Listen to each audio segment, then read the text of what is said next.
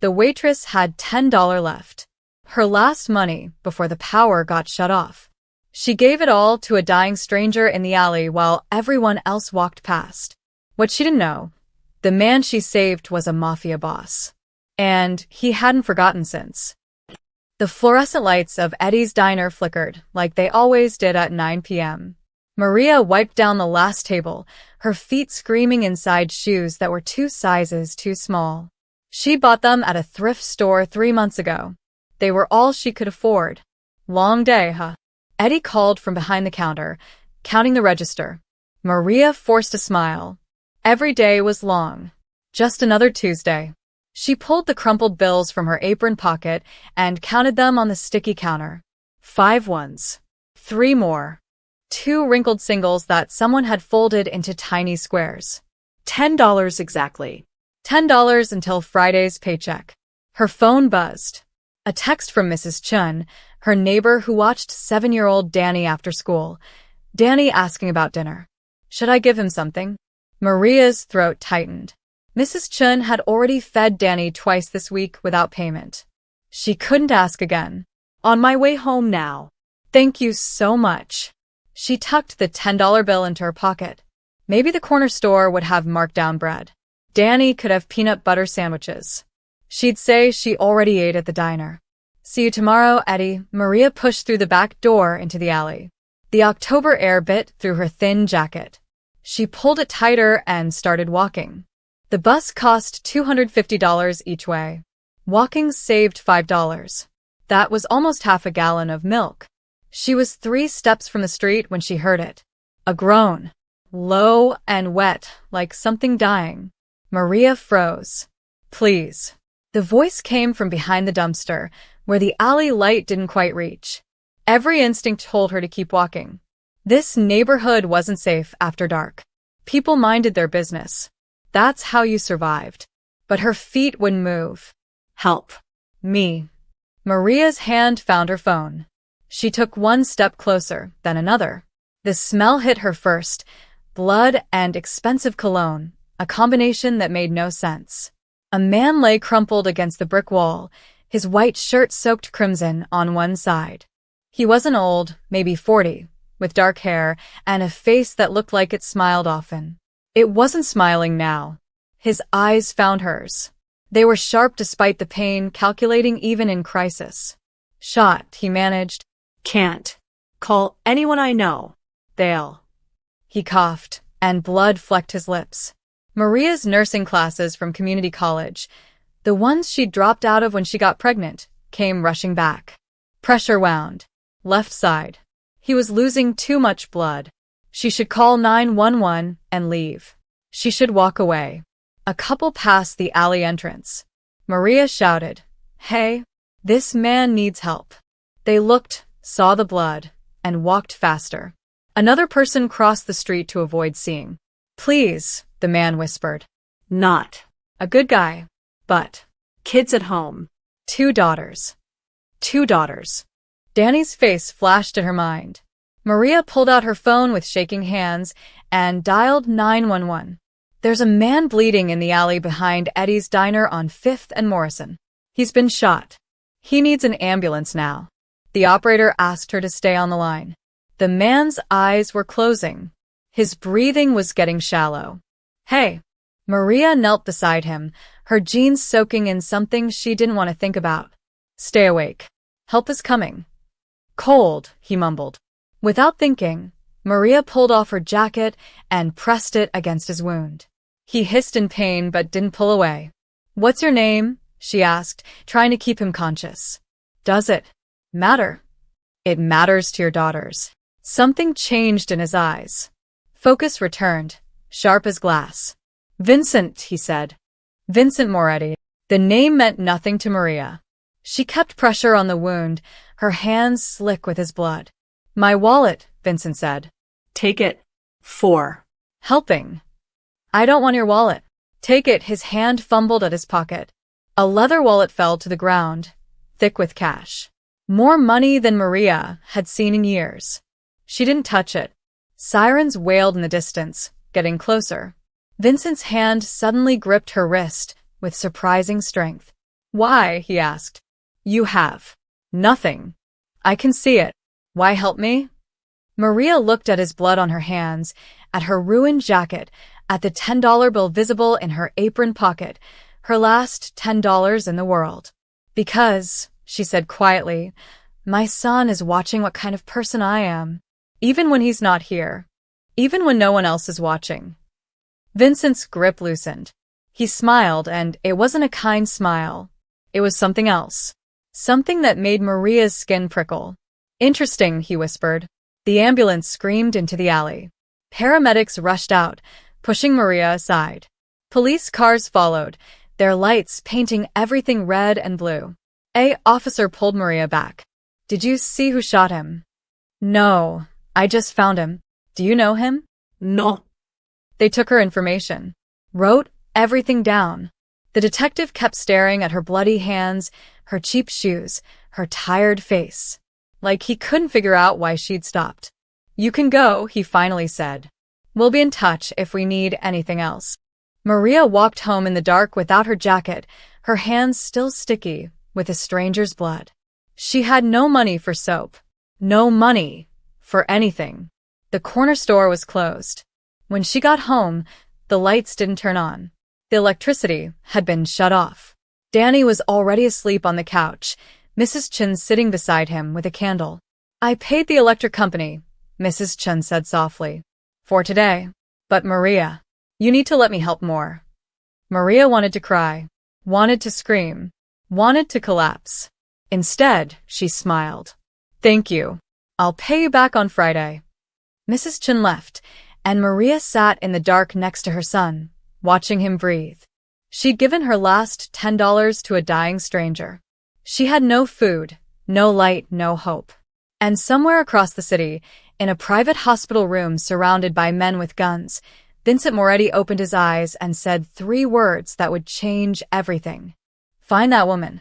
Maria woke up at 5 a.m. on the couch, her neck stiff and her son's feet pressed against her ribs. Danny had crawled beside her sometime in the night, seeking warmth in the powerless apartment. The October morning was cold enough to see her breath. She stood carefully, not wanting to wake him, and walked to the kitchen. The refrigerator stood silent and dark. Inside, a half-gallon of milk from 3 days ago had already started to smell sour. 2 eggs. A mostly empty jar of peanut butter. Her phone showed 6 missed calls from the electric company. 3 from the landlord. Maria deleted them all. She couldn't deal with that now. First, she needed to get Danny ready for school. Then her shift started at 7 a.m. Mom, Danny's voice came from the couch, small and worried. I'm here, baby. He appeared in the kitchen doorway, his Spider-Man pajamas too short at the ankles.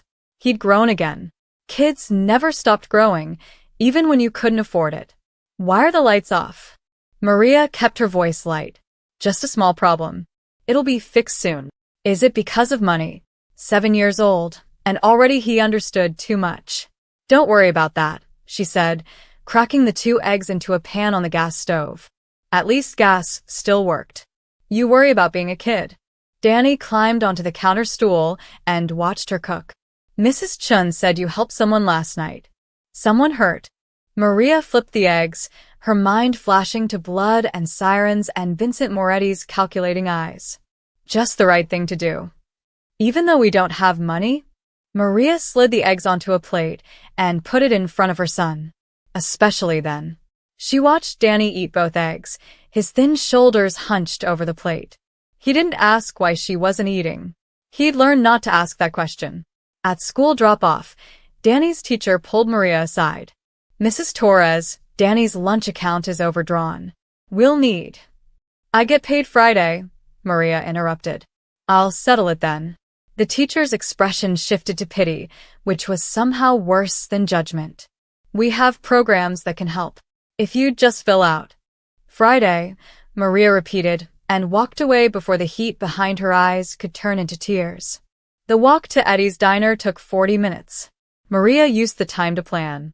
If she worked a double shift today and tomorrow, if tips were good, if she skipped lunch and dinner both days, she might have enough by Friday to pay the electric company and put something in Danny's lunch account. She was so focused on mental math that she didn't notice the black sedan parked across from the diner until she was reaching for the door. Eddie was waiting inside, his face grim. "Two detectives were here this morning," he said. "Asking about you. About last night." Maria's stomach dropped. "What did you tell them?" "The truth. That you're my best waitress. That you mind your business. That I don't know why you'd be mixed up in anything." He paused. "Maria, the guy you helped. Do you know who Vincent Moretti is?" She shook her head. Eddie pulled out his phone and showed her a news article. "Crime boss Vincent Moretti shot in apparent assassination attempt. Condition critical." The photo showed Vincent in a tuxedo at some charity gala, smiling that same calculating smile. "He runs half the city," Eddie said quietly. "Drugs, gambling, protection rackets. The kind of man you don't want to know exists." Maria's hands started shaking. "I didn't know. He said he had daughters. He was dying." "I believe you," Eddie squeezed her shoulder. "But Maria, people like that, they don't forget debts.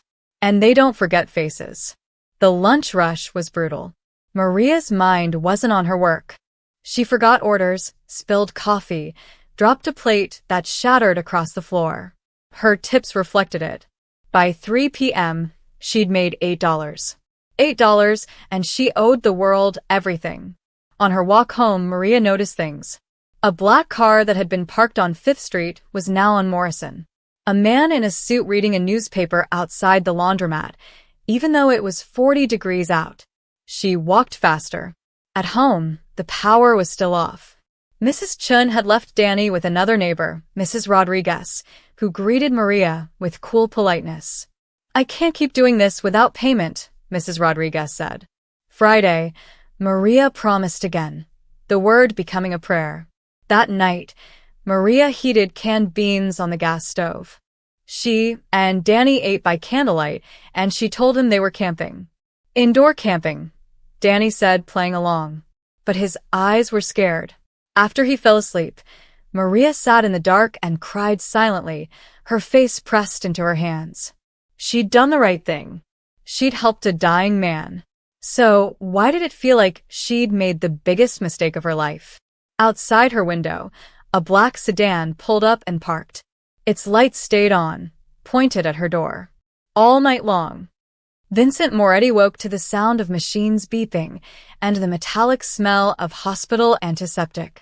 His side felt like someone had driven a railroad spike through it, which wasn't far from the truth. The ceiling was white. Expensive white. Private hospital white. He turned his head slowly. 6 men stood around his room like statues. Armed. Alert. His men. Boss Marcus, his head of security, stepped forward. "You've been out for 18 hours.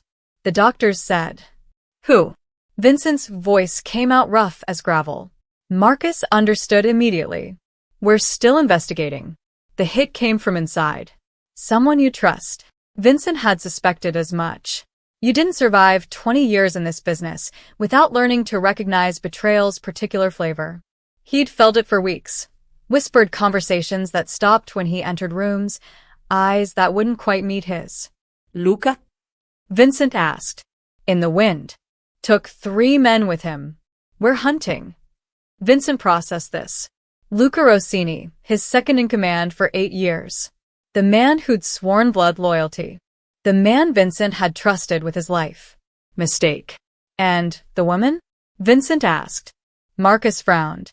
"What woman?" "The one who found me." I called the ambulance. Vincent shifted, pain lancing through his side. Dark hair. Late 20s. Waitress uniform. "She stayed with me." "Boss, we need to focus on." "Find." Her Vincent's voice went cold, the tone that made grown men step back. "Now." Marcus pulled out his phone and made calls while Vincent stared at the ceiling, remembering. The woman's hands pressing against his wound. Her cheap jacket soaking in his blood. The way she'd refused his wallet even though he could see she was drowning in poverty. It was written in every line of her tired face, her worn shoes, her desperate eyes. But it was what she'd said that stuck in his mind like a knife. "My son is watching what kind of person I am. Even when he's not here." Vincent had 3 daughters. Had. Past tense. They didn't speak to him anymore. His ex-wife had made sure of that when she took them to California 6 years ago, far from his world of blood and money. He sent payments. They cashed the checks. That was the extent of their relationship. What kind of person was he? What were his daughters watching from afar? Marcus returned. Found her. Maria Torres, 28. Single mother. One son age 7. Works at Eddie's Diner on 5th. Lives in Riverside District, apartment 2C. 3 months behind on rent. Electricity shut off yesterday. She's got $347 in her checking account. Vincent closed his eyes. $347. And she'd called an ambulance for a stranger bleeding in an alley. Bank records show she withdrew $10 from her tip jar last night at 9:03 p.m. That was everything she had. Marcus paused.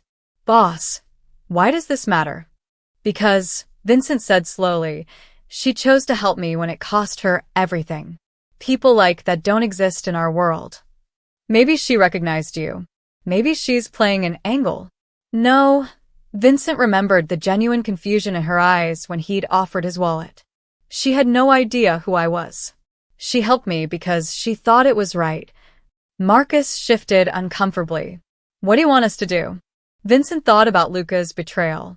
About his daughters who wouldn't take his calls. About an empire built on fear and money and violence. About a woman who gave her last $10 to a dying stranger because her son was watching who she chose to be. I want to understand, Vincent said finally. I want to know if that kindness was real, or if I'm a fool for believing it. You want us to test her?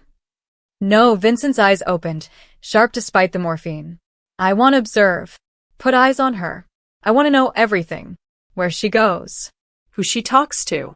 What she does when she thinks no one's watching. And then I'll decide if goodness actually exists, or if everyone has a price. Vincent's hand curled into a fist. Because if she's real, Marcus, if that kind of person actually exists in this city, then maybe there's something worth protecting. Something I haven't destroyed yet. Marcus nodded slowly. I'll put our best people on it. Quietly, Vincent warned. She doesn't know who I am. I want to keep it that way. And Marcus? Yes, boss. Find Luca. When you do, bring him to me alive. I want to look him in the eyes and ask him why. Vincent's voice went soft, which was somehow more frightening than when he yelled. And then I want him to disappear so completely that people will forget he ever existed. Marcus left to make arrangements. Vincent lay in his expensive hospital bed, surrounded by armed guards, thinking about a woman with bloody hands and kind eyes who'd saved his life for no reason except that it was right. Tomorrow, 6 SUVs would surround her house. And Vincent Moretti would get his answer. Maria was folding Danny's school clothes. The same 3 shirts rotated endlessly when she heard the engines. Not one engine. Multiple. Deep and powerful. The kind that rumbled in your chest. She walked to the window and pulled back the thin curtain. 6 black SUVs rolled down her street like a funeral procession. Chrome gleaming. Windows tinted so dark they looked like solid metal. They stopped. All 6 of them. Right in front of her building. Maria's breath caught in her throat. Around her, neighbors appeared at windows. Mrs. Chin across the hall opened her door a crack, her eyes wide. Mom? Danny looked up from his coloring book on the floor. What's that noise? Stay here, Maria said, her voice shaking. Stay right here, and don't move. Car doors opened in perfect synchronization. Men emerged, 12 of them, all wearing dark suits that probably cost more than Maria's yearly rent. They moved with military precision, fanning out around the building. One man, tall with silver at his temples, walked to her building's entrance. Maria's hands went cold. This was about Vincent Moretti. It had to be. Maybe he'd died, and they blamed her for not helping fast enough. Maybe they thought she'd seen the shooter. Maybe. The knock came. 3 precise raps. Mrs. Rodriguez peeked out from her apartment. Dios mío, she whispered, crossing herself. Maria's legs felt like water, but she forced herself to walk to the door. Through the peephole, she saw the silver-haired man standing perfectly still, his hands clasped in front of him.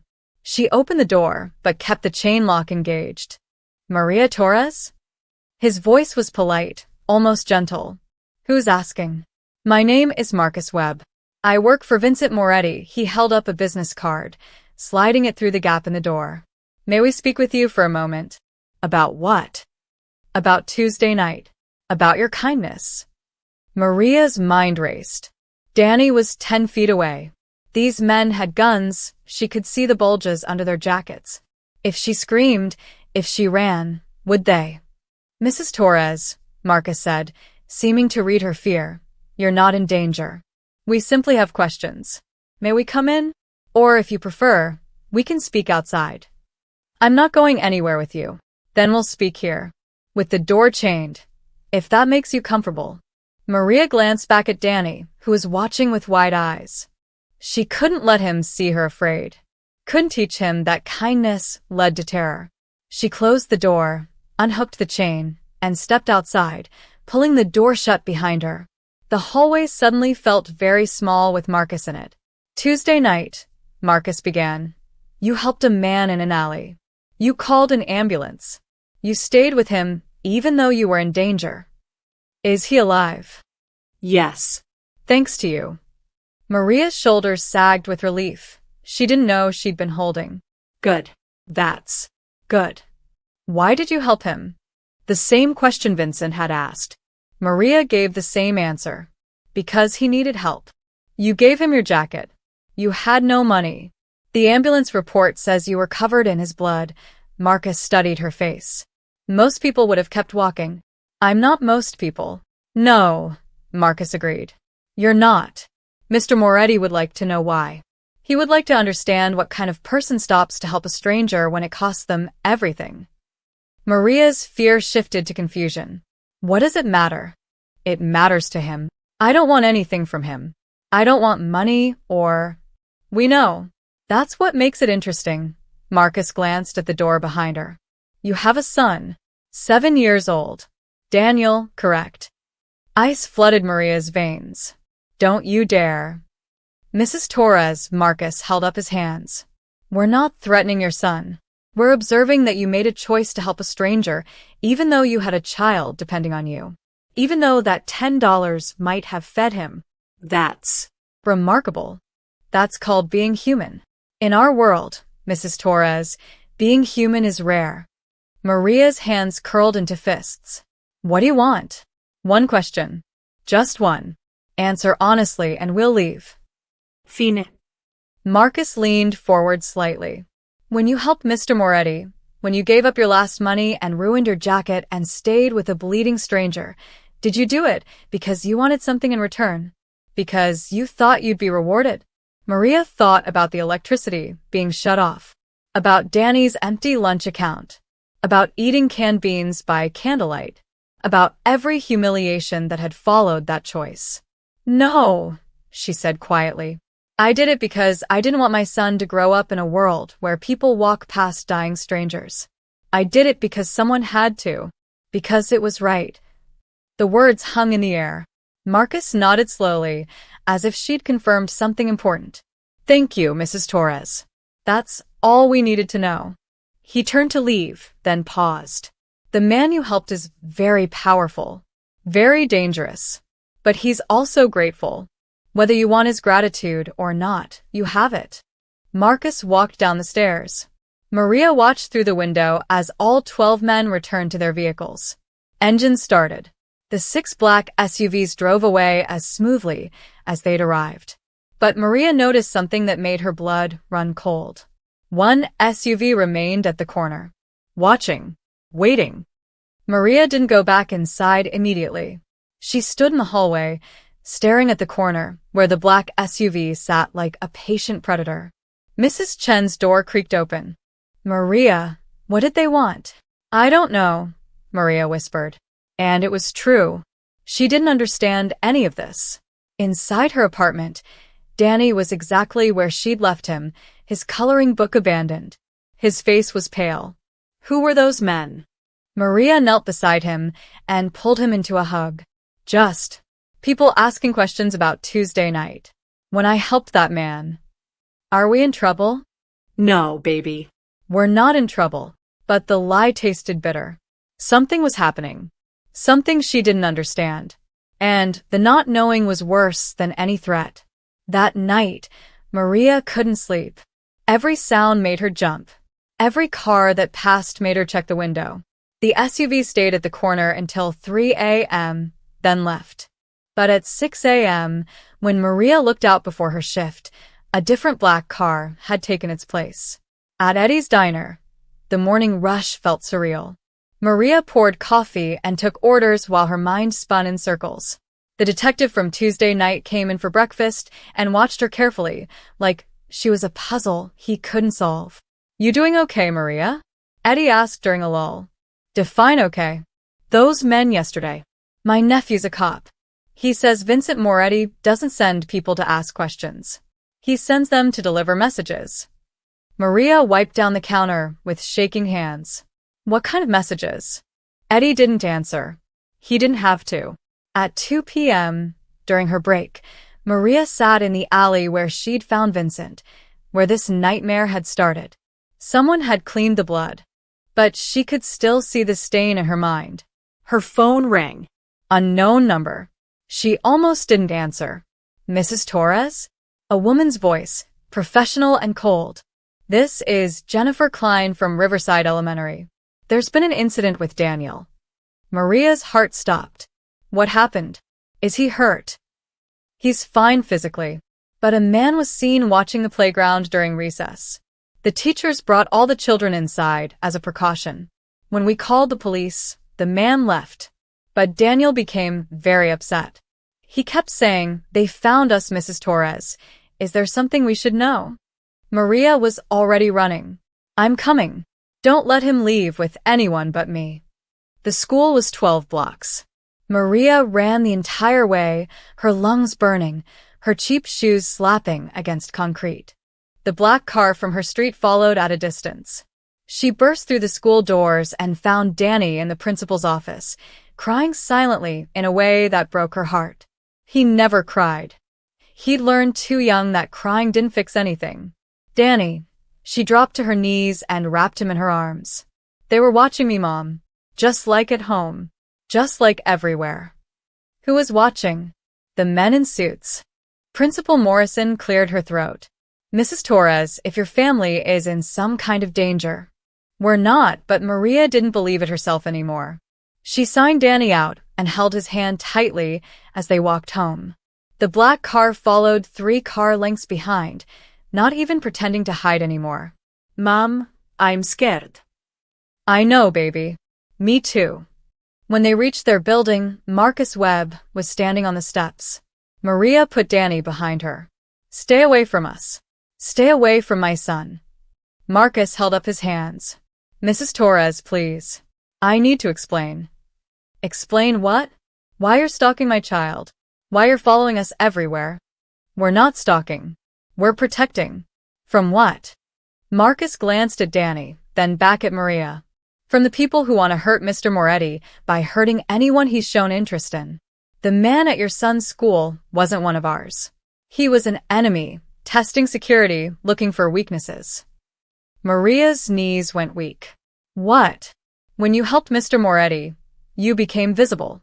Police have your name. News cameras caught your face at the scene. And now the people who tried to kill him know you exist. They know he sent men to find you. They're wondering why. Marcus's voice softened. We're not here to threaten you, Mrs. Torres. We're here to keep you alive. This is insane. I just helped a man. I didn't ask for any of this. I know. But that's the world you stepped into Tuesday night. Marcus pulled out a card. This number reaches me directly. Anytime, day or night. If you see anything suspicious, anyone watching, you call immediately. And if I go to the police, then the people protecting you leave, and the people hunting you move in. He met her eyes. I wish I could offer you a better choice. But this is the reality now. Marcus walked to his car and drove away. Maria stood on the steps, holding her son's hand, understanding finally what her kindness had cost. Not just $10. Her safety. Her privacy. Her life, as she knew it. The black car at the corner remained, engine running, watching over her like a guardian. Or a prison guard. She couldn't tell which. Maria didn't use Marcus's card. For 3 days, she pretended everything was normal. But normal is dead. Thursday morning, she walked Danny to school and counted 3 black cars within 2 blocks. One parked across from the school entrance, another at the corner store, a third outside Eddie's diner when she arrived for her shift. "Your shadow's back," Eddie said, nodding toward the window. A man in a dark suit sat at the counter, nursing coffee he never drank. He'd been there Wednesday. And Tuesday. Always the same table. Always watching the door. "I didn't ask for this," Maria muttered. "Nobody asks for trouble. It just finds you." Eddie lowered his voice. "Detective came by again yesterday, asking more questions about you, about your finances. They think you're connected to Moretti somehow." Maria's hands froze on the coffee pot. Connected how? Money laundering, maybe. Or informant. They can't figure out why a crime boss would send 6 SUVs to a broke waitress unless there's more to the story. There isn't. I know. But they don't. Eddie squeezed her shoulder. "Be careful, Maria. You're caught between 2 sides now. And both of them are dangerous." At lunch, the man in the suit finally left. But Maria noticed a woman in a business blazer take his place at a window booth. Different person. Same purpose. Her phone buzzed. A text from Mrs. Chun. "Man in the lobby asking questions about you. Didn't give name. I told him nothing." Maria's appetite vanished. After her shift, she walked to Danny's school. The black car followed. But this time, Maria noticed another car, a gray sedan with tinted windows, following the black car. Who was watching the watchers? At the school gates, other mothers clustered in groups, their conversations dying when Maria approached. She saw them glance at her, then at the black car, then whisper to each other. She'd become the neighborhood scandal in 72 hours. Danny's teacher intercepted her before she could reach the classroom. "Mrs. Torres, we need to discuss Daniel's behavior." Maria's stomach sank. What happened? He got into a fight during recess. He pushed another boy and refused to explain why. Danny doesn't fight. He's never. The other boy said Daniel accused him of working for the bad men. "Mrs. Torres, your son is becoming paranoid. He keeps talking about people watching him, about being followed." The teacher's eyes were full of pity. "I think he needs to talk to the school counselor." "He's not paranoid if it's real," Maria said quietly. The teacher blinked. "I'm sorry." "Nothing. Where is he?" Danny sat in the principal's office, his jaw set in stubborn silence. When he saw Maria, his eyes filled with tears he refused to let fall. In the car, the only car following them now was black, Maria finally asked, "Why did you push Michael?" "He said you were a criminal. He said his mom said we're dangerous, and he can't play with me anymore." Maria pulled over, her hands shaking too badly to drive. She turned to face her son. "You are not dangerous. I am not a criminal. I helped someone who was hurt, and now things are complicated. But we didn't do anything wrong." "Then why won't it stop?" "I don't know, baby. I don't know." That evening, Maria made spaghetti with the last jar of sauce in the cupboard. The electricity had come back on mysteriously Wednesday morning. No explanation, no bill, just suddenly working. She didn't trust it. At 8 p.m., there was a knock at the door. Maria checked the peephole. Marcus stood outside, alone. She opened the door, but didn't invite him in. "What?" "I need to show you something." He held up his phone. On the screen was a photo of the gray sedan that had been following the black car. In the driver's seat sat a man with a thick neck and dead eyes. His name is Anton Kozlov. He works for Luca Rossini, the man who betrayed Mr. Moretti and tried to have him killed. He's been following our men, which means he's been following you. Maria's blood went cold. "Why?"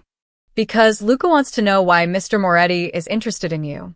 He thinks you're valuable somehow. Maybe you know something. Maybe you're a weakness. Either way, you're a target now." "I don't know anything." I believe you. But Luca doesn't. Marcus pocketed his phone. Anton disappeared 2 hours ago. We're still looking. But Mrs. Torres, I need you to understand something. The men protecting you aren't your enemy. The absence of those men would be. How long? Maria asked. How long do I have to live like this? Until Mr. Moretti deals with Luca permanently. Or until Marcus hesitated. Until what? Until he decides you're not worth the trouble. Marcus left, and Maria locked every lock on her door. She checked on Danny, sleeping peacefully, unaware that his mother's single act of kindness had painted a target on both their backs. At midnight, Maria stood at her window and counted the watchers. 2 black cars now, one at each end of the street. And somewhere in the darkness, Anton Kozlov was hunting. Maria picked up Marcus's card and stared at the number. She still didn't call, but she kept it in her pocket, just in case. The invitation came Friday morning, slipped under Maria's door while she slept. Not a letter. A card. Heavy stock. Expensive. Just an address and a time. Pier 7, Warehouse 12. 9 p.m. tonight. Come alone. No signature. No explanation. Maria knew who it was from. Eddie let her leave early, his face grave. You don't have to go. Yes, I do. This doesn't end until I face him. Maria, men like Moretti don't invite people to talk. They invite them to disappear. Then I guess I'll find out. She untied her apron with steady hands, surprised by her own calm. Maybe she was tired of being afraid. Maybe she was just tired. Mrs. Chin agreed to keep Danny overnight without asking questions, though her eyes said she understood this might be goodbye. Maria kissed her son's forehead. Be good. I love you. Where are you going? To fix things. At 8:45 p.m., Maria stood outside Pier 7. The warehouse loomed against the night sky, dark except for a single light in the upper window. The black car that had followed her waited at a distance, engine running. Marcus appeared from the shadows, making her jump.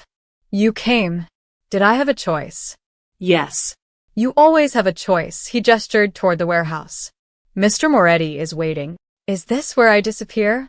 Marcus actually smiled, though it didn't reach his eyes. If he wanted you dead, Mrs. Torres, you'd already be dead. What he wants is much more complicated. The warehouse interior smelled of oil and salt water. Their footsteps echoed on concrete. Marcus led her through a maze of shipping crates to a freight elevator that groaned as it climbed. The top floor had been converted into an office, sleek, modern, completely out of place. Floor-to-ceiling windows overlooked the harbor. And sitting behind a massive desk was Vincent Moretti. He looked different than he had in the alley. Clean. Powerful. The kind of man who owned rooms just by existing in them. But his face was pale, and he moved carefully, still healing. Mrs. Torres, he gestured to a chair across from him. Thank you for coming. Maria didn't sit. What do you want? The same thing you want. To end this. Then call off your men.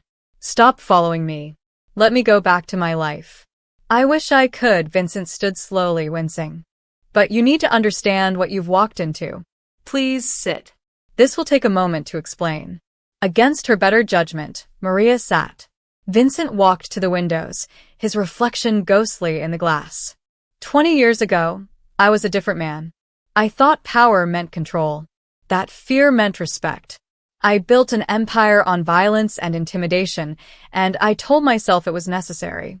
That I was providing for my family. Why are you telling me this? Because you asked me a question in that alley. You asked my name, and I told you it mattered to my daughters. He turned to face her. My daughters don't speak to me, Mrs. Torres. They haven't in 6 years. They cash my checks, but they won't take my calls. Do you know why? Maria said nothing. Because they saw who I really was. And they were ashamed. Vincent's voice cracked slightly. My youngest, Sophia, she's 7. Same age as your son. When I look at her photos, I wonder what kind of man she thinks I am. What stories she'll tell about her father. Mr. Moretti. Vincent. Please. Vincent, I still don't understand what this has to do with me. He returned to his desk and pulled out a folder. Inside were photos.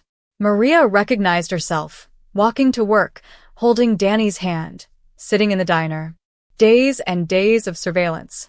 For 3 days, I had you watched. Not to threaten you. To understand you. Vincent spread the photos across the desk. You work 60-hour weeks for minimum wage. You walk 4 miles daily to save bus fare. You've gone without meals so your son can eat. You're 3 months behind on rent, drowning in debt, one emergency away from homelessness. Maria's face burned with humiliation. You had no right. And yet, Vincent continued, when you found my wallet in that alley, you didn't touch it. When Marcus offered you money, you refused. Every decision you make, every sacrifice, is about being the person you want your son to see. He met her eyes. Why? Because money doesn't matter if you raise a child without a soul. Vincent absorbed this like a physical blow. He sat down heavily. My second in command, Luca Rossini, betrayed me because I was becoming weak. Because I questioned our methods. Because I suggested we move away from the violent parts of our business. Vincent's hands curled into fists. He saw mercy as weakness. Conscience as liability. He tried to kill you. Yes. And I survived because of you. Because a woman with nothing chose to help a stranger she owed nothing to. Vincent leaned forward. I need to know, Mrs. Torres. Is it really that simple? Can someone actually be good without expecting reward?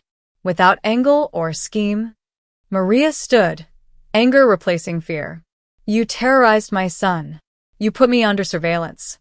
You turned my life into a nightmare, all to answer a philosophical question. No, Vincent said quietly.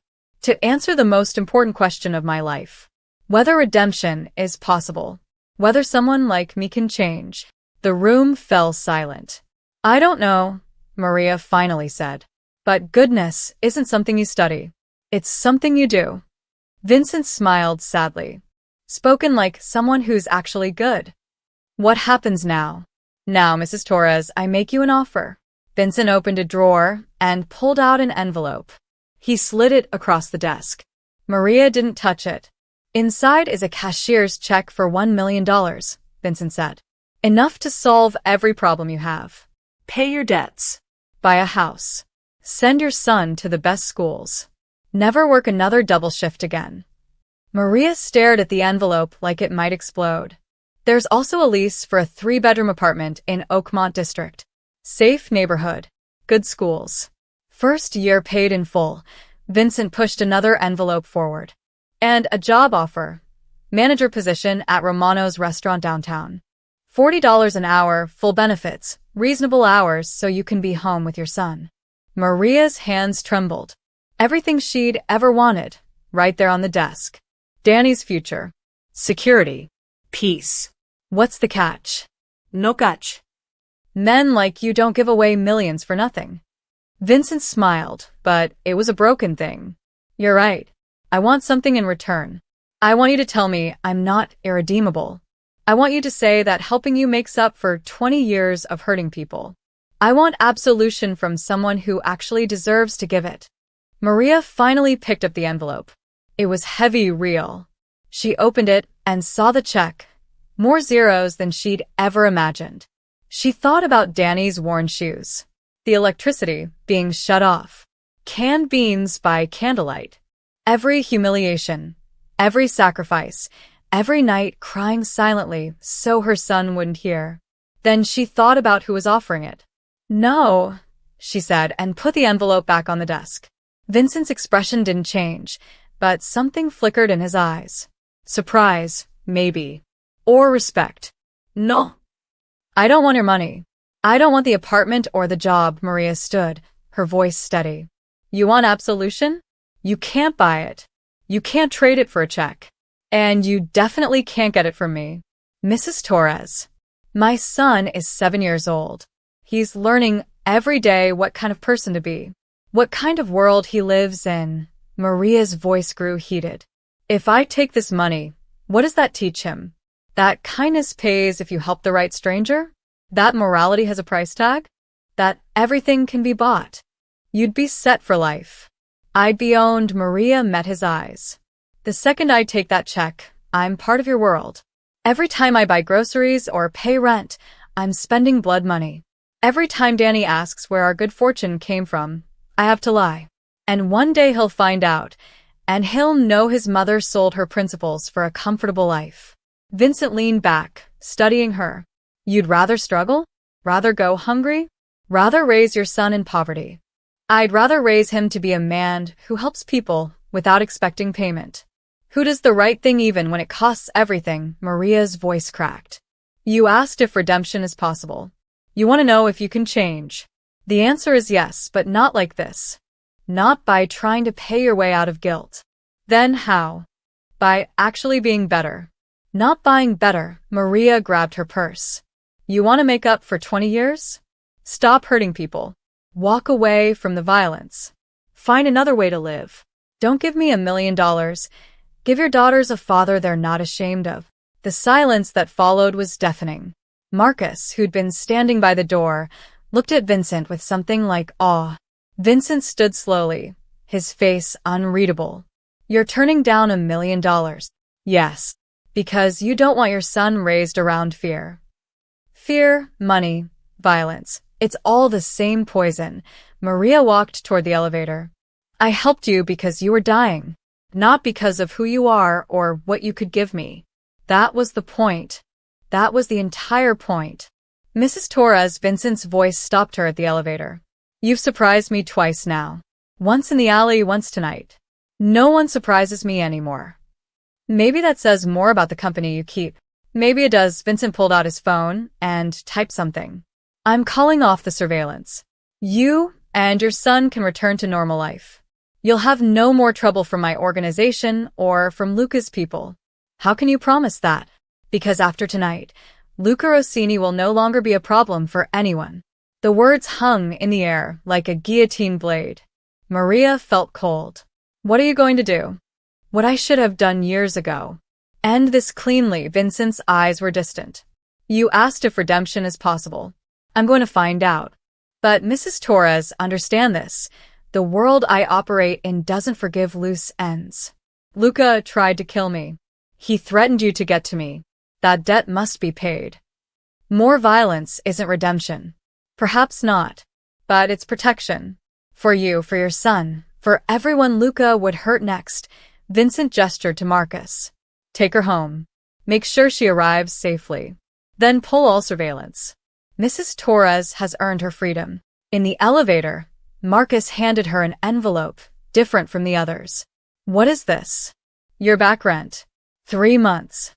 Consider it compensation for the inconvenience we caused. When Maria started to refuse, Marcus held up his hand. It's not blood money. It's an apology. And it's anonymous. Your landlord won't know where it came from. Maria looked at the envelope, torn. He's trying, Marcus said quietly. In the only way he knows how. The elevator doors opened to the warehouse floor. Maria kept the envelope. Not because she wanted Vincent's money, but because Danny needed shoes. The headlines hit Saturday morning. Maria saw them on the small TV at Eddie's diner while pouring coffee for the early crowd. Organized crime figure found dead. Luca Rossini, 42, discovered in apparent suicide. Police investigate connections to Moretti organization. The news showed crime scene tape and suited detectives. They called it suicide. Everyone knew better. Eddie turned off the TV. Don't watch that. But Maria couldn't look away from the dark screen. Vincent had done exactly what he'd promised. Cleaned up the loose end. Eliminated the threat. Protected her. With murder. I need air, Maria said, untying her apron. Outside, the October morning was cold and clear. No black cars on the street. No men in suits watching from corners. For the first time in a week, Maria was truly alone. It should have felt like freedom. It felt like complicity. Her phone buzzed. Unknown number. She almost didn't answer. Mrs. Torres, this is Detective Chen. We met Tuesday night. I need you to come to the station to answer some questions. Maria's stomach dropped. About what? About your relationship with Vincent Moretti and the recent death of Luca Rossini. I don't have a relationship with Vincent Moretti. 6 SUVs surrounded your house Wednesday. You were seen entering a warehouse on Pier 7 last night. Luca Rossini died approximately 3 hours after you left that warehouse. The detective's voice was hard. You can come voluntarily, or I can send a patrol car. I'll come. The police station smelled like burned coffee and desperation. Detective Chen led Maria to an interview room, gray walls, metal table, mirror that was obviously one-way glass. Tell me about Tuesday night, Chen said. Maria told the truth. All of it. Finding Vincent, calling the ambulance, refusing his wallet. She left nothing out because she had nothing to hide. Chen took notes. And the warehouse meeting? He wanted to thank me. Offered me money. I refused. You refused $1 million from a crime boss. Yes. Chen leaned back, studying her. Mrs. Torres, do you understand how this looks? You help Moretti. He sends men to your house. You meet him privately. His rival dies. And you expect me to believe you're just an innocent waitress? I am an innocent waitress. Innocent people don't get involved with men like Vincent Moretti. I didn't get involved. I helped a dying man. That's it, Maria's voice rose. I didn't ask for any of this. I didn't want his money or his protection or his gratitude. I just wanted him to live. Why? The same question everyone kept asking. Why help? Why care? Why sacrifice? Because someone had to, Maria said quietly. Because my son was going to wake up the next morning and ask me about my day, and I wanted to be able to look him in the eye. Chen's expression softened slightly. You have a son, 7 years old. And right now he's at school, probably worried sick because his mother is at a police station. So, unless you're charging me with something, I'd like to leave. Chen closed his notebook. You're not under arrest. But Mrs. Torres, you need to understand something. Vincent Moretti has been untouchable for 20 years. We've never been able to make anything stick. But now he's made mistakes. He's shown interest in you, which means he's shown us a vulnerability. I'm not vulnerable. I'm a person. In his world, they're the same thing, Chen stood. If we need you to testify. Testify to what? That he offered me money and I said no? That he said he'd handle Luca and then Luca died. Maria stood too. I didn't see anything. I don't know anything. And even if I did, detective, I have a 7-year-old son who needs his mother alive. So, you're protecting him. I'm protecting my son. Chen handed her a card. When you're ready to do the right thing. I already did the right thing, Maria interrupted. That's how this whole nightmare started. She walked out of the station and into blinding sunlight. Her hands were shaking. Her mind was spinning. On the courthouse steps across the street, she saw him. Vincent Moretti, surrounded by lawyers in expensive suits, walking out of some hearing. He looked untouchable, powerful, completely in control. Their eyes met across the distance. Vincent nodded once. Acknowledgement. Maybe an apology.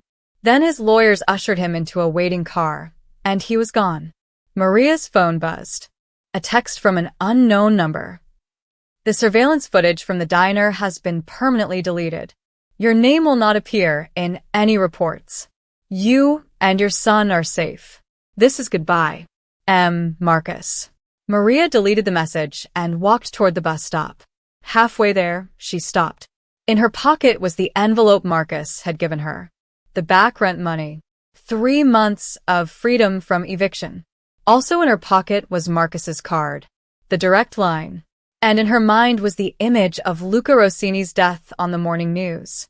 Blood money. Protection money. Guilt money. It was all the same. Maria stood on the corner, the envelope burning in her pocket, and made a choice. She would keep the money. Not because she wanted it, but because Danny needed shoes, and purity was a luxury she couldn't afford. Redemption, she realized, wasn't clean.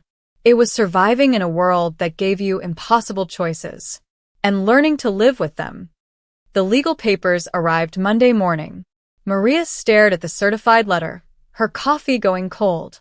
The return address was from Morrison and Associates, a law firm she'd never heard of. Inside were documents transferring ownership of Eddie's diner to a company called Riverside Community Holdings, LLC. Effective immediately. New management structure included. And Maria Torres listed as general manager with a salary that made her blink 3 times to make sure she'd read it correctly. $40 an hour. Full benefits. College fund contribution for dependents. The exact offer Vincent had made. The one she'd refused. Her phone rang. Eddie. Did you get papers? He asked without preamble. Yes. Eddie, what's happening? Someone bought the diner. Paid cash, over asking price. The new owners want me to stay on as owner-operator, but they're restructuring management. Maria, they're making you my equal. This is real. Maria's hands went numb. I told him no. Told who no? She couldn't explain. I need to come in. At the diner, Eddie spread more papers across the counter. Purchase agreements. Management contracts. Everything legal. Everything clean. The lawyer said the new owners want to invest in community businesses. They're buying 3 more properties in Riverside District, a laundromat, a corner store, and that vacant lot on Morrison. Plans to build a community center. Eddie looked up. Maria, someone's gentrifying our neighborhood. But they're doing it for us, not instead of us. Maria felt sick. This was Vincent. It had to be. He'd listened when she refused his direct payment, so now he was rebuilding her entire world instead. She couldn't accept it. She couldn't refuse it either, not without explaining why, and that would mean admitting everything. The salary starts Wednesday, Eddie said. You deserve this, Maria. You've worked here 6 years for scraps. Finally, someone recognizes your value. Value. As if she'd earned this through merit rather than helping a dying crime boss in an alley. That afternoon, Maria's landlord called. Mrs. Torres, I wanted to inform you that the building's been purchased by a development company. They're doing renovations, new appliances, fresh paint, updated heating. Your rent is being adjusted to reflect improvements. Maria braced herself for eviction, disguised as upgrades. They're lowering it, the landlord continued, by 30%. Something about community investment and affordable housing initiatives. Your new lease starts December 1st. After he hung up, Maria sat in her apartment, soon-to-be-renovated apartment, and tried to breathe. This wasn't a gift. This was a cage made of good intentions. Wednesday morning, Maria arrived at the diner to find construction crews next door. The vacant building that had been abandoned for years was already gutted, its windows replaced with clean glass. A sign out front read, Riverside Community Center. Opening Spring 2026. Free childcare, job training, and food assistance programs. Isn't it amazing? Mrs. Chin appeared beside her, Danny's hand in hers. Finally, someone cares about our neighborhood. Danny tugged her sleeve. Mom, does this mean I can go to after-school programs? Like the other kids? Maria looked down at her son's hopeful face. 7 years old, and already understanding that some children had opportunities while others had survival. Yes, baby. You can go to programs. Because how could she refuse? How could she take this away from him, from Mrs. Chun, from everyone in Riverside who'd been drowning alongside her? Vincent hadn't just paid her. He'd paid her entire community. And he'd made it impossible to refuse without hurting everyone around her. Inside the diner, her new manager's office had been set up. Desk, computer, filing cabinets. A placard on the door. Maria Torres, General Manager. Eddie beamed. Your first day in the big chair. Maria sat down and wanted to cry. That evening, she received a single text from Marcus's number. Mr. Moretti has left the city. He won't be returning. What happens in Riverside District now is entirely legitimate business. You've earned every opportunity you receive. No strinas. No obligations. Just a community investment that happened to benefit someone who deserved it. She typed back. This isn't what I wanted. The response came immediately. It's what you needed. There's a difference. Goodbye, Mrs. Torres. Be well. Friday afternoon, official notices went up around Riverside. The community center would offer free childcare for working parents, GED programs, job placement services, and a food bank, funded by an anonymous donor for the next 10 years. Maria stood in front of the notice board, reading it 3 times. Mrs. Rodriguez, who'd refused to watch Danny without payment, stopped beside her. Maybe things are finally changing around here. Maybe, Maria whispered. That night, she and Danny ate dinner at their small table. Real dinner, not canned beans. The electricity hummed steadily. The heat worked. Outside, construction lights illuminated the community center site. Mom, Danny looked up from his spaghetti. Are we okay now? Like, really okay? Maria thought about blood in an alley. About Vincent Moretti's calculating eyes. About Luca Rossini's death on the news. About all the darkness that had led to this light. Yes, baby. We're okay. And it was true. But it was also a lie. Because Maria understood now what Vincent had done. He hadn't bought her redemption.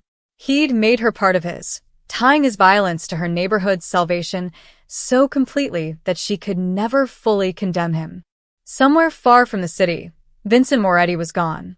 But his shadow remained, built into every new opportunity, every community program, every chance at a better life. And Maria would spend the rest of her life wondering if accepting it made her complicit. Or just human. 3 weeks passed before Maria found the plaque. December arrived cold and bright, and the Riverside Community Center stood nearly complete. Glass doors, fresh paint, a garden space where the trash-filled lot had been. Maria walked Danny to school past it every morning, still not quite believing it was real. Grand opening this weekend, Mrs. Chin said, catching up with them one morning. They're hiring staff. I applied to run the childcare program. That's wonderful. Maria, you should apply to teach the job skills workshops. You're so good with people. Maria managed a smile. The irony wasn't lost on her. Teaching job skills she'd learned from poverty, funded by a crime boss's guilt. Saturday morning, the community center opened with balloons and a ribbon-cutting ceremony. The mayor came, shaking hands and taking photos.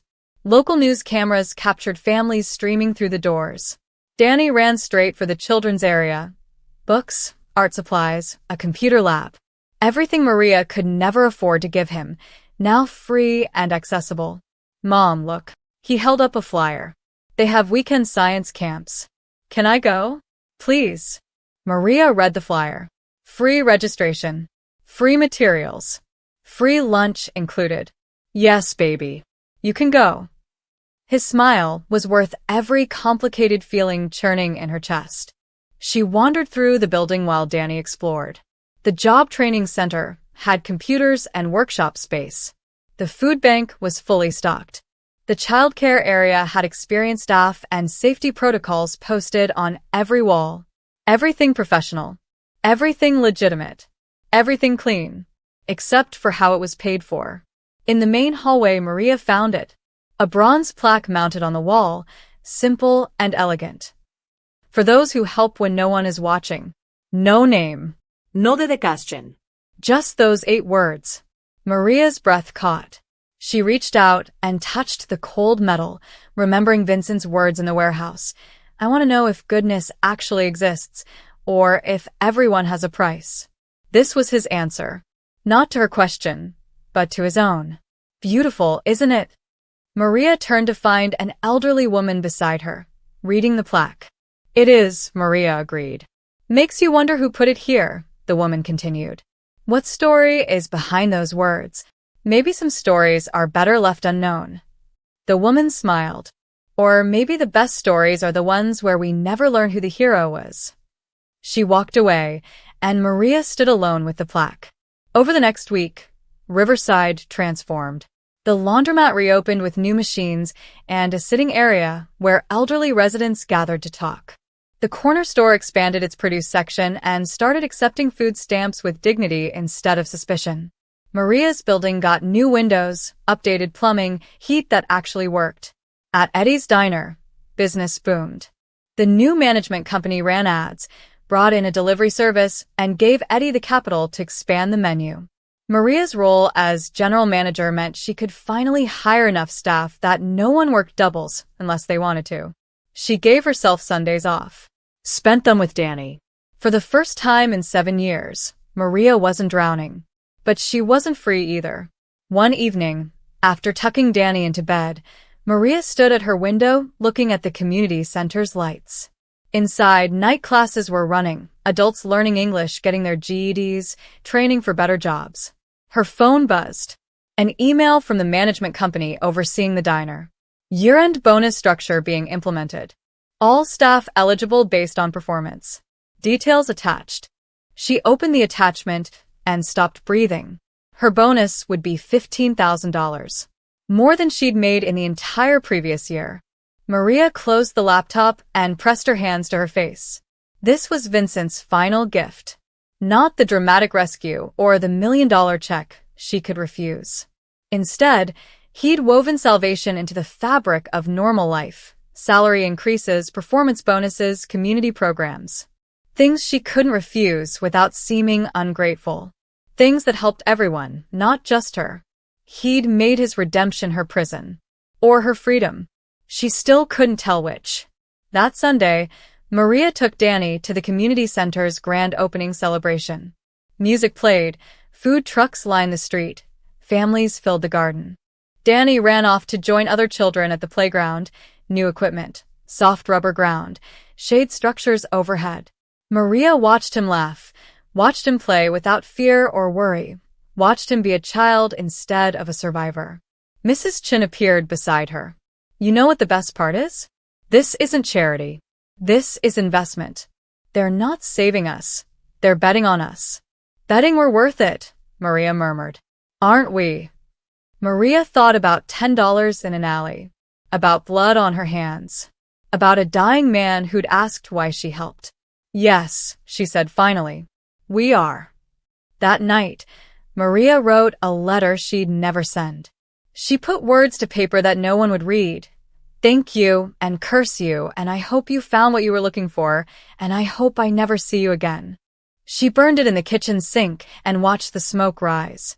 Somewhere far away, Vincent Moretti was living a different life. Here in Riverside, Maria was living hers. Both of them changed by $10 and a choice made in an alley. Both of them trying to answer the same question. What kind of person do you choose to be when it costs you everything? Maria still didn't know. But every morning, she chose to find out. Spring arrived in Riverside like a promise kept. The community center's garden bloomed, with vegetables planted by residents. Children's laughter echoed from the playground every afternoon. The job training program had placed 42 people in stable employment. Maria walked through the neighborhood on a Sunday morning in April, Danny riding his bike ahead of her. A birthday gift she'd been able to afford without anxiety for the first time ever. 6 months had passed since that night in the warehouse. 6 months since she'd last heard from Marcus or seen a black SUV watching her street. Vincent Moretti had kept his word. He'd disappeared completely. The newspapers had eventually moved on. The police investigation into Luca Rossini's death went cold. Detective Chin stopped calling. The world forgot about the waitress who'd helped a dying crime boss because nothing dramatic had come of it. No arrests. No scandal. No violence. Just a neighborhood slowly coming back to life. Mom, can we get breakfast at Eddie's? Danny called back, his bike wobbling slightly. Sure, baby. Eddie's diner was packed, as it always was on Sunday mornings now. Maria had hired 2 more servers and a second cook. Eddie hummed while he worked the grill, his stress lines fading. Your usual table's open, he said when they entered. Maria and Danny slid into their booth. The same booth where she'd counted her last $10 6 months ago, wondering how she'd make it to Friday. Now she had savings. Health insurance. A future that extended beyond the next paycheck. And guilt that never quite went away. Mom, Danny looked up from his menu. Can I ask you something? Always. That man you helped. The one who was hurt. Did he ever get better? Maria hadn't expected the question. Danny rarely mentioned that night anymore. I think so. Why? Because I was thinking about what you said. About helping even when it's hard. Danny's 7-year-old face was serious beyond his years. You gave away our last money. And then everything got better. Is that how it works? Maria's throat tightened. No, baby. That's not. It doesn't always work that way. But it did for us. Sometimes we get lucky. Or maybe good things happen to good people, Danny said with the absolute certainty of childhood. That's what Mrs. Chen says. Maria wanted to tell him the truth, that good things had happened because a bad man felt guilty, that their salvation was built on violence and blood money laundered through legitimate business. But what good would that do? Would it make Danny less kind? Less willing to help? Would it teach him that morality was complicated, or just that it was pointless? Maybe, Maria said instead. Maybe that's true. After breakfast, they walked to the community center. Danny had a science workshop, learning about ecosystems and plant biology from a volunteer teacher. Maria sat in the garden while she waited, watching families come and go. Mrs. Rodriguez, who'd once refused to help without payment, now volunteered at the food bank 3 days a week. Mr. Pack from the corner store taught financial literacy classes in the evenings. The neighborhood that had been every person for themselves was learning to be a community. All because of blood money. All because a man who'd hurt people for 20 years had tried, in his broken way, to do something right. Maria pulled out her phone and searched Vincent Moretti's name, something she did occasionally when the guilt got heavy. No new results. No sightings. No arrests. He'd vanished as completely as he'd promised. But one old article caught her eye from 3 months ago. Moretti daughters break silence. Sophia and Angelina Moretti speak about reconciling with estranged father. Maria clicked the link. The article was brief. Vincent's daughters, now living in Chicago, confirmed their father had relocated and left the business behind. They were cautiously rebuilding their relationship. Sophia, the youngest, was quoted. "My dad made a lot of mistakes. But people can change if they really want to. I think he's trying." Maria closed the browser and sat in the spring sunshine, processing. Vincent hadn't just walked away from her.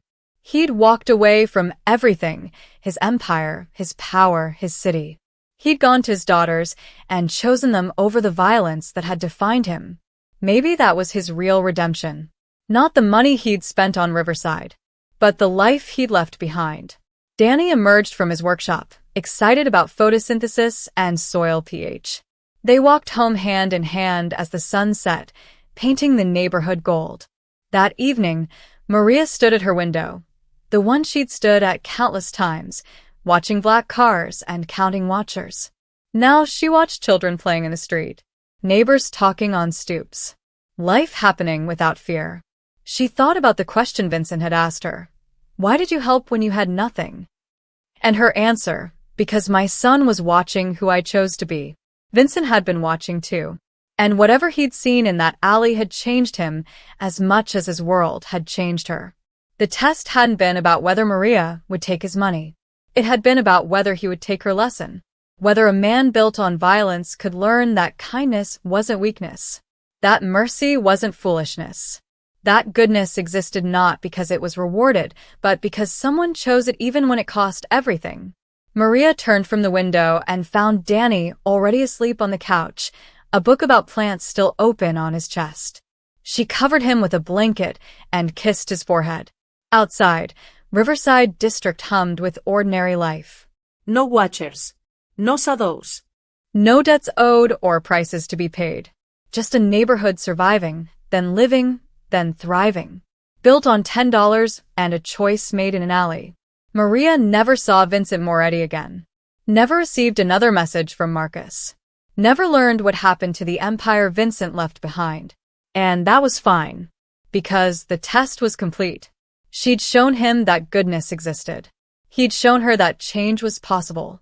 And both of them had learned that redemption wasn't about grand gestures or clean endings. It was about choosing every single day to be better than you were yesterday, even when no one was watching, especially then. Maria turned off the lights and went to bed. Tomorrow she'd wake up, make breakfast, walk Danny to school, manage the diner, and come home to an apartment that was warm and safe. It wouldn't be perfect, but it would be hers. Built not on blood money, but on the simple truth that one act of kindness, however complicated its consequences, had been worth it. Because in the end, the man she'd saved had saved her too. Not with money, but by proving that even in a world of violence and fear and impossible choices, choosing to be good still mattered. Even if it cost everything. Especially if it cost everything. That was the real test. And they'd both passed.